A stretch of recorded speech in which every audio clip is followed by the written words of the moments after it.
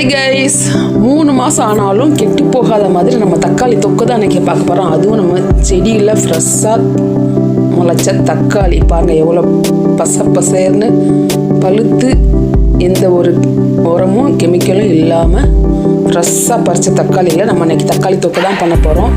தக்காளி தொக்கு வீடியோ பண்ணுறதுக்கு நான் ரெடி. நீங்கள் வீடியோ பார்க்க ரெடியா? ஓகே, வீடியோ பார்க்குறதுக்கு முன்னாடி ஒரு விஷயம் என்னன்னு கேட்டிங்கன்னா, நம்ம சேனலில் இதுவரையும் சப்ஸ்கிரைப் பண்ணாதீங்க. சப்ஸ்கிரைப் பண்ணிவிட்டு பக்கத்தில் இருக்கிற மறக்காமல் கிளிக் பண்ணிவிட்டு அப்புறமா வந்துட்டு நம்ம வீடியோவை கண்டினியூ பண்ணுங்கள். அப்போ தான் நான் போடுற நெக்ஸ்ட் வீடியோவை நான் யூஸ் பண்ணாமல் பார்க்க முடியும். ஓகே, நம்ம இப்போ வீடியோக்குள்ளே போகலாமா? வாங்க வீடியோக்குள்ளே போகலாம்.